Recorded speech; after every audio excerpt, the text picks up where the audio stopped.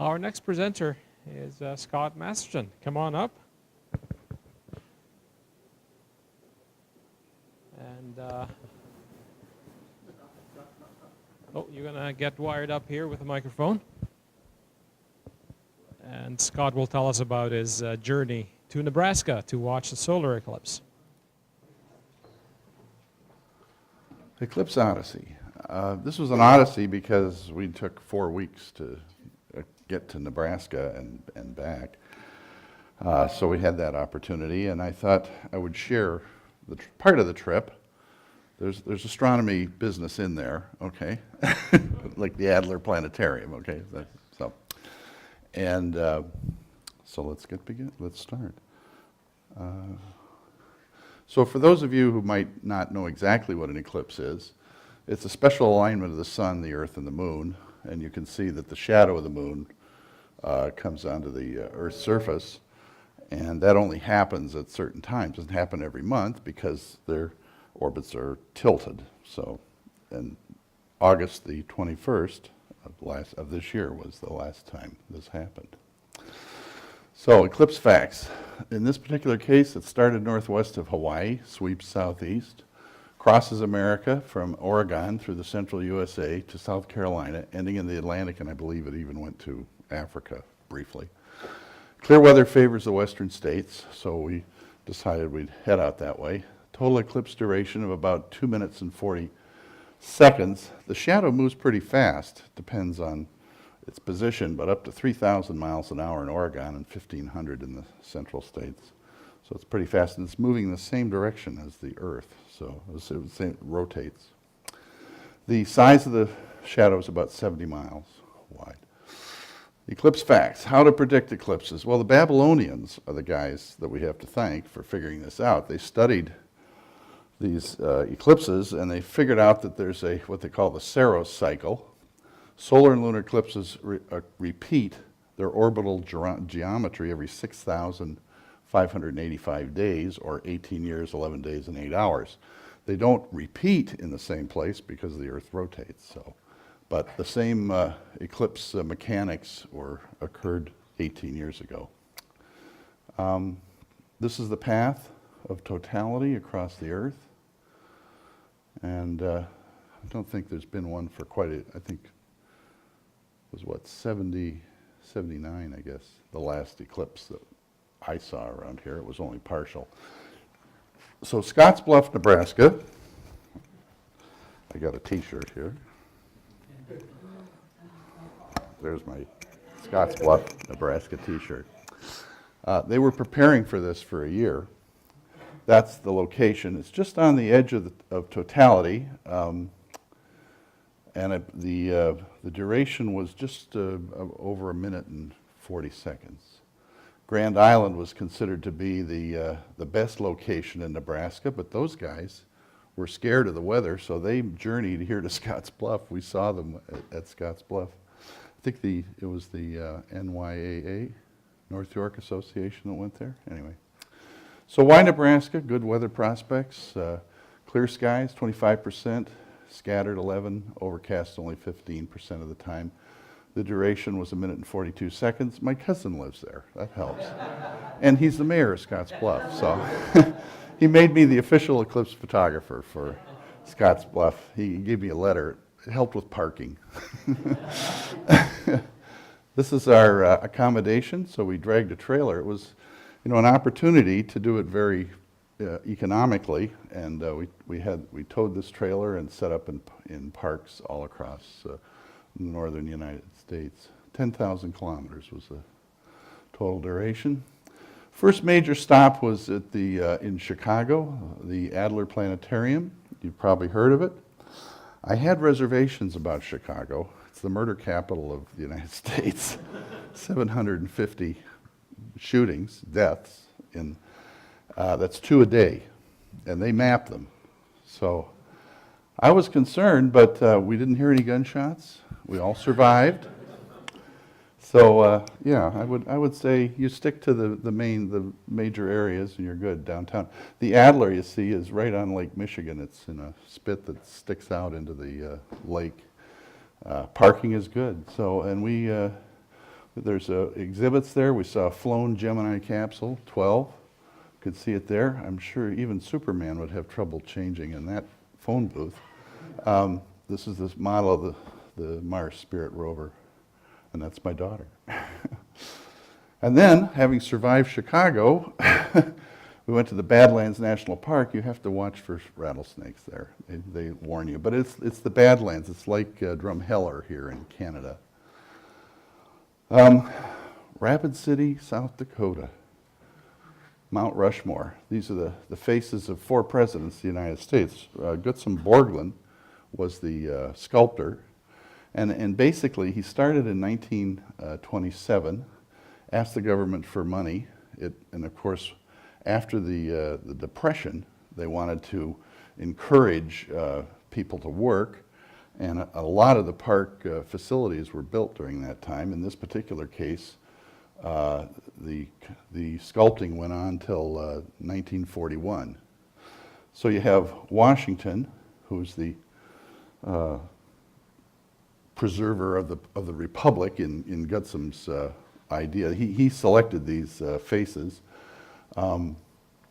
After touring New England and seeing all these signs that say George Washington slept here, well, that's how we know he's the father of the country.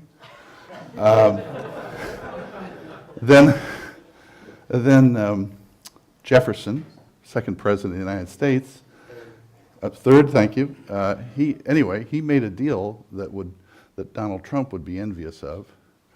The Louisiana Purchase, he doubled the size of the United States for $15 million. You can't go wrong there. Teddy Roosevelt, he was the enforcer, speak softly, carry a big stick. And of course, Abe Lincoln, who passed the Emancipation Proclamation in 1883. So that's why he selected these men. Now, we used the navigation system in the car, and when we got, I dialed this in. You can dial in a point of interest. You get there, and as you're coming up, the lady says, "Your destination is ahead on the right." She should have said 4 heads, actually. So after we went to Mount Rushmore, we went to the Crazy Horse Monument, which is a similar effort. The Indians are, the Native Americans are building sculpting a mountain. It's not far away. And of course, I dialed this into the navigation system, and she was right. Your destination is ahead on the right. So there's this model, and this is all they've done in 20 years here, blasting and so forth. There's, of course, a museum, and they don't accept federal funds, as Borglum did. But they took my $22 when I went in, so that was federal money. This is the Black Hills of Dakota, and we went through Custer State Park. Strangely, Little Bighorn isn't anywhere near here. But why is it called the Black Hills? Well, if you look closely at the ponderosa pines, you'll see that the tips of the needles are black. So from a distance, the hills look black. It's the Black Hills. When you go through Custer State Park, it's an 85-mile trip. It takes about 6 hours because you have all these bison on the road. So you have traffic jams, basically, with them coming on the road. And also, they have these cuts through the mountains. Tunnel's only 8 feet wide. So you only have about a foot clearance on either side. And you'll notice this is the first or second week of August. There's a lot of motorbikes there. And I thought, this can't be normal. Why is it? Well, I found out the Sturgis Motorcycle Rally occurs every August, has for the last 77 years. We didn't plan this. You can see, this is Sturgis. There's a lot of motorbikes, and you can see these are all gentlemen, older gentlemen sometimes. They're the only ones that can afford $30,000 for a motorbike. But this entire town, or main road, is blocked off to traffic, and it's just lined with motorbikes. This was what we saw. So that's not the normal situation. So the population of Wyoming is 873,000. The population of Sturgis is 773,000. They almost double the population of the state. So the Devil's Tower National Park in Wyoming. Here's the Devil's Tower. Now this played prominently in Close Encounters of the Third Kind. This was in the morning, but later that night, we were looking out of our, and this is what we saw. It was just amazing, you know.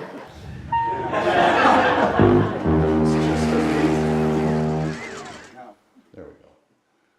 You can see, this is the view from the park of this, and these people actually climb it. It's 860 feet to the top. It's a mesa. No, it's a butte. It's a small mesa. And when you get to the top, you can walk around. The first guy to go up there had to be rescued. He stayed overnight. They don't permit you to stay overnight, but you can see this guy's brought all his gear. And I said to the park ranger, so do these guys have to demonstrate some skill and that they can do this? He says, no, they just have to be down before sunset and sign a release. And I said, has anyone come down quicker than that? And yes, he said 6 since 1986. So it's not without some risk. Here he is here, and here's his partner down here. It's quite an event. Now, Yellowstone National Park is famous for Old Faithful. And that's a volcanic feature. It occurs regularly, that's why it's Old Faithful. And they actually know to pretty much 5 minutes or so, they post the times there. And if you want to,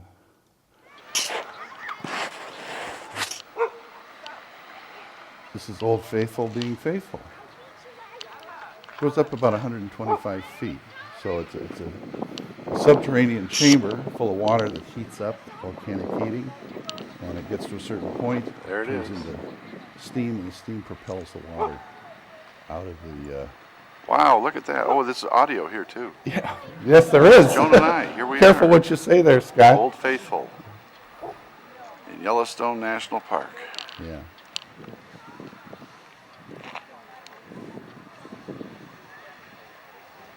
I'll cut that a little short, I guess. Move on. Oh, F5? How do you move forward? There it is. Okay.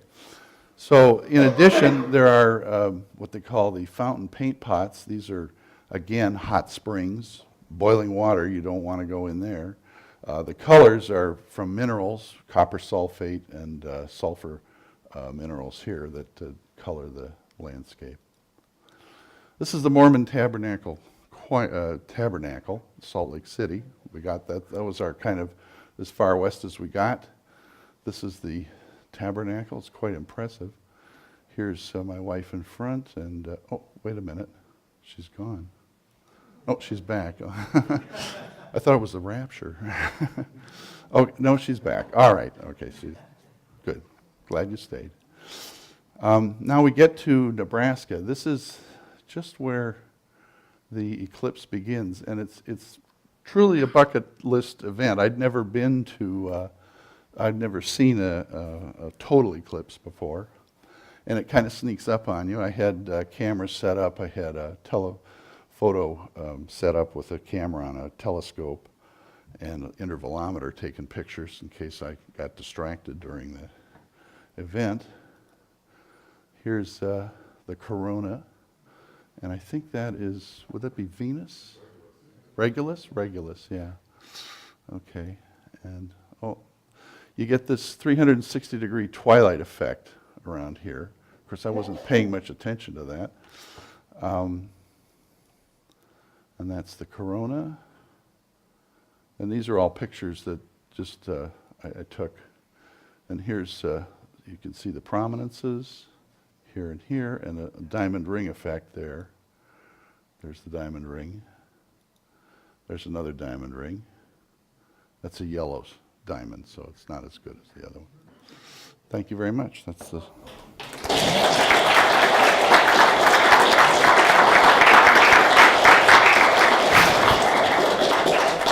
So, questions? Don't ask me what the photography settings were. I have no idea. Well, good. Thanks very much. Oh, there's a question? Sorry, how long was your trip? 4 weeks. After the eclipse, how long did you stay down there? Well, the eclipse occurred on the 21st. We got back on the 30th, so. But my cousin lived there, so we stayed there a while. The weather was good? The weather was absolutely perfect. It couldn't have been better. It was beautiful. And as I said, the guys in Grand Island, they came 5 hours west because they heard the weather was good where we were. So it was very enjoyable. I would highly recommend it as a bucket list. Okay, thank you, Scott. Our next speaker, another solar eclipse presentation, John Levitch. Come on down. Hi, my name is John Bodanovich, and like some of you, I decided to witness a somewhat obscure astronomical event called, and in contemporary parlance, it was called the Great American Eclipse. In my neck of the woods, it was also known as Teton Totality in the Teton Mountains. So this is actually the location. I will talk about this some more, where we observed the eclipse. The exact site was actually kept quite secret from us. This is a tour I took actually with MWT Tours, and it's a tour company that specializes in astronomical tours. And when I booked this trip, I wanted to see the eclipse. This was maybe a year or maybe more in advance. And the next day, the price was going to go up $200. So I said, well, if I'm going to do it, let's do it now.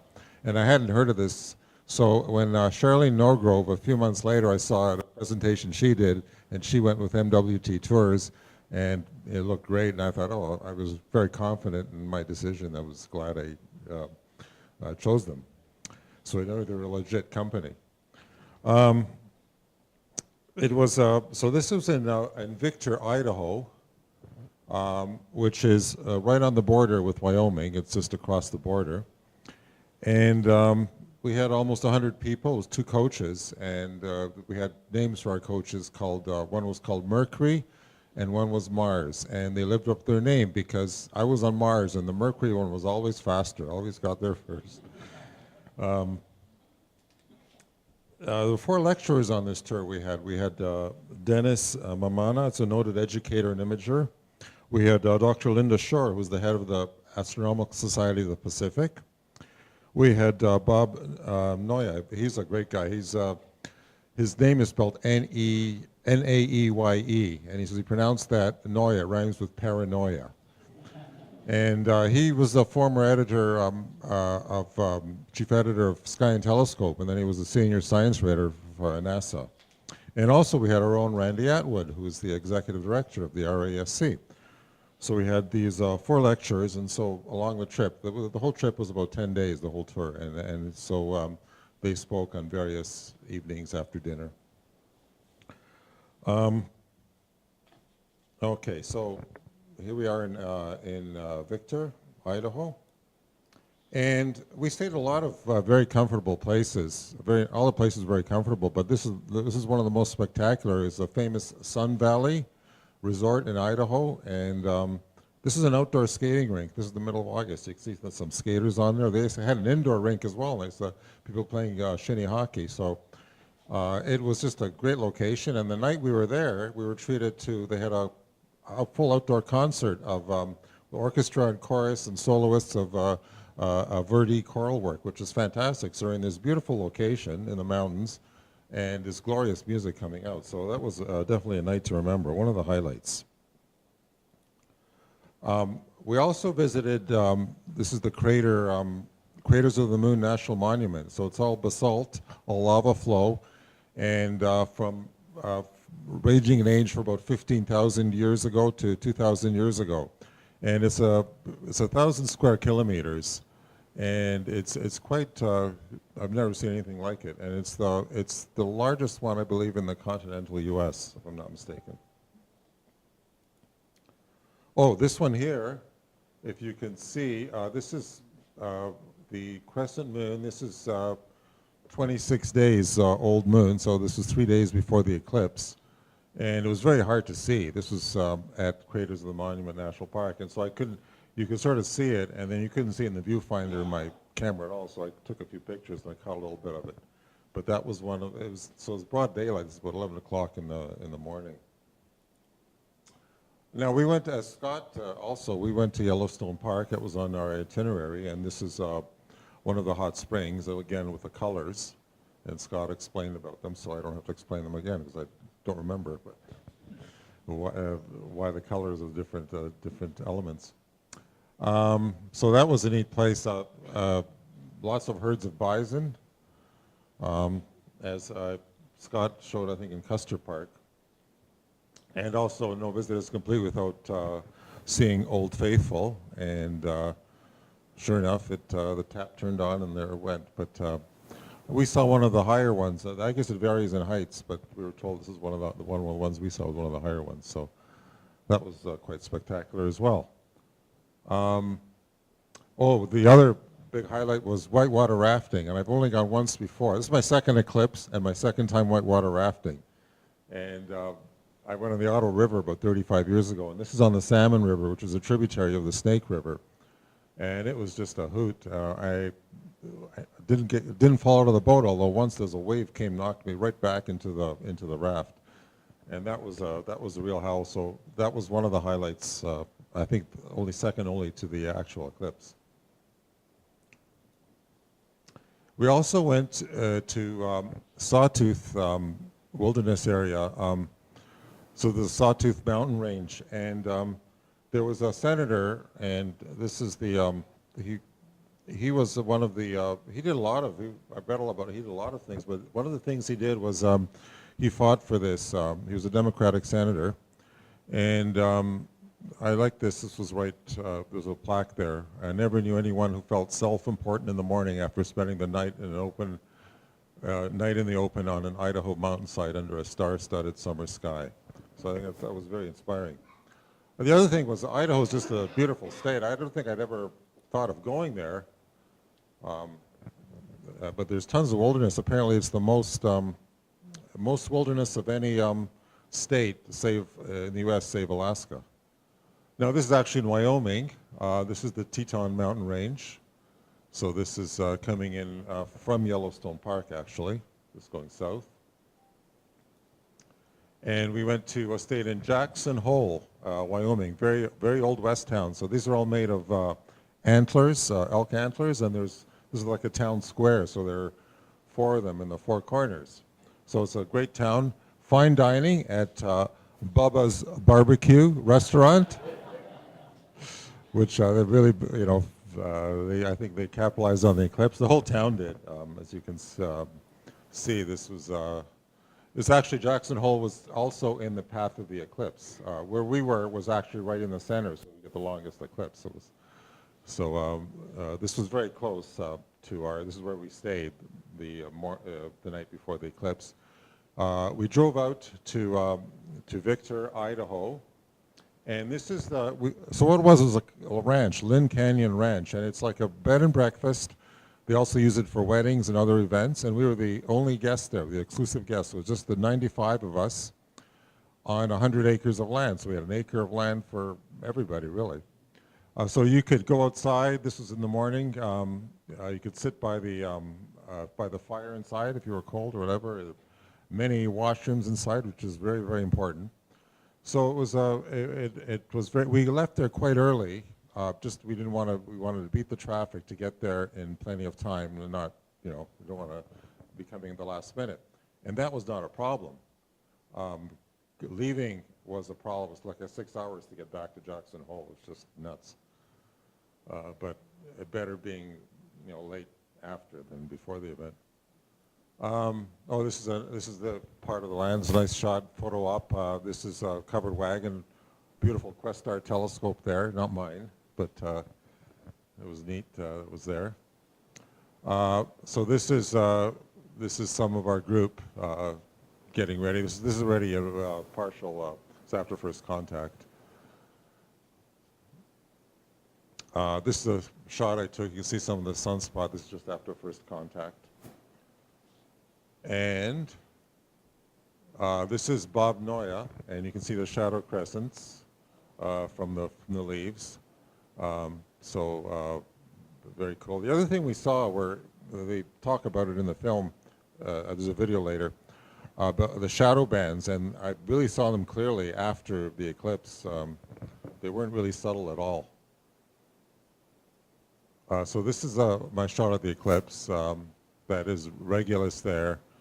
I had a little a Panasonic Lumix point and shoot, so I used that for all. I just took a picture, see if it turns out. I took about 2 or 3, and that was the best one. So I was happy with that.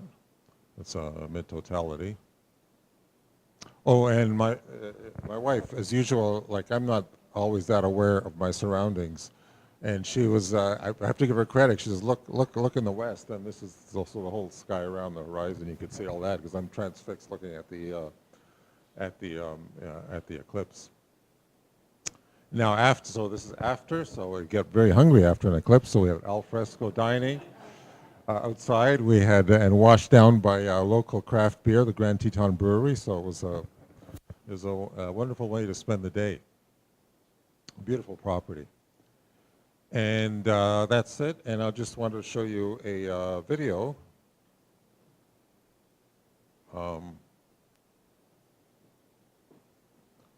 Taken by Chris Baldock, who's a member of London Center, I believe. So he took this, and he said he gave me permission to use it here, and here we go. That's him there, actually.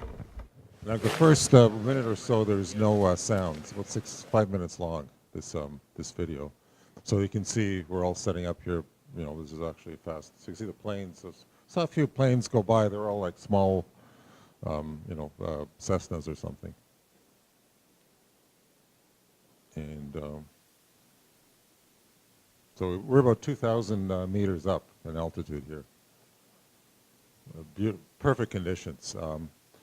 We were worried about the fires. When we were whitewater rafting, you could smell the smoke and see some haze in the morning. But by this time, when we got here, there was nothing of consequence at all. And as you can see, the sky was just fantastic.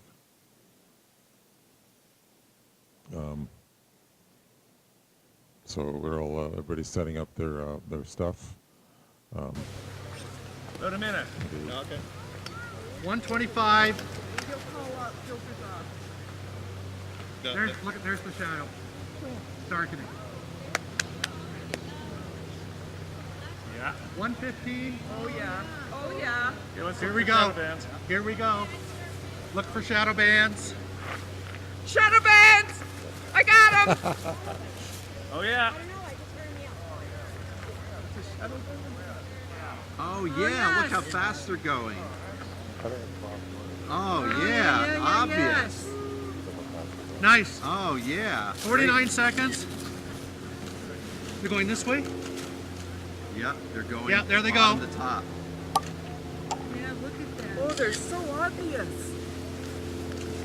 That's incredible. 30 seconds. Oh my God, so dark. It's all sunset colors. Sunset colors already. There's Venus. 30 seconds. There you can see the top right. You guys stand back, please. Yes. I'm taking my filter off. Oh, here it goes. Here comes Diamond Ring. Yep. Here it comes. Oh, here it is. Oh my Yeah. God. Woo! Diamond ring. Yeah. Corona. Right, Corona. yeah. Yeah. Prominences. Look at the prominences. Look at that. Whenever I see these, I always get chills. I've been there, and it still gives me chills every time I watch. God. Look at that corona. Corona streamers. Yeah.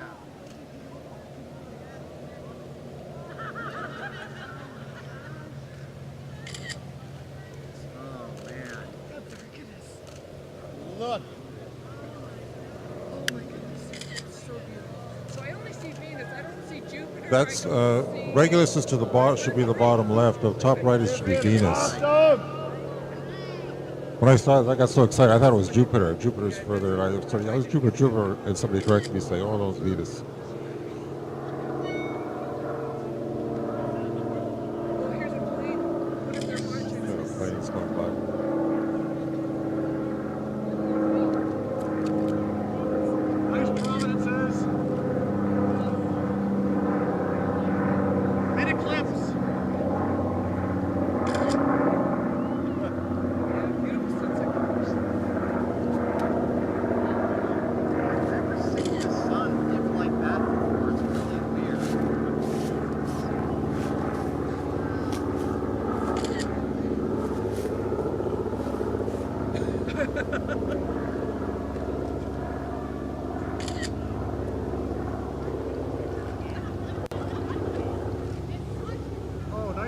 it's right at the 12 o'clock and right at the 3 o'clock.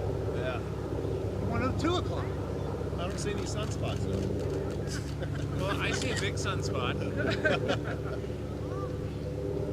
30 seconds to go. Should start brightening out there. There's brightening, end of eclipse. It's already been a minute and a half. Yeah. Never long. It's never long enough. Yeah, that's right. Yeah, is that true? Get ready for third contact. Oh, look at the Oh, look at the bird. bird! Is that crow? Bird. Flock of crows. Photosphere! Yeah. Photosphere! Hope somebody's getting that. Yes. Photosphere! Bang speeds! Oh my God!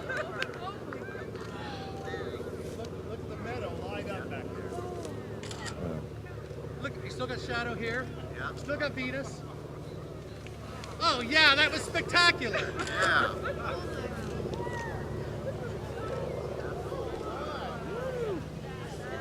Yeah, Chris put his video up on YouTube.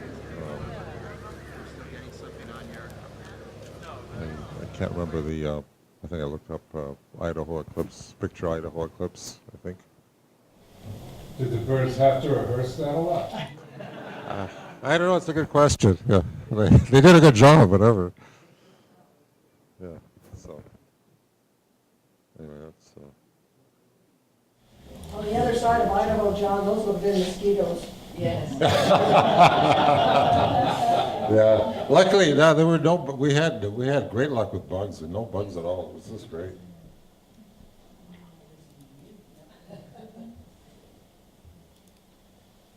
Anyway, thank you very much. Are there any questions?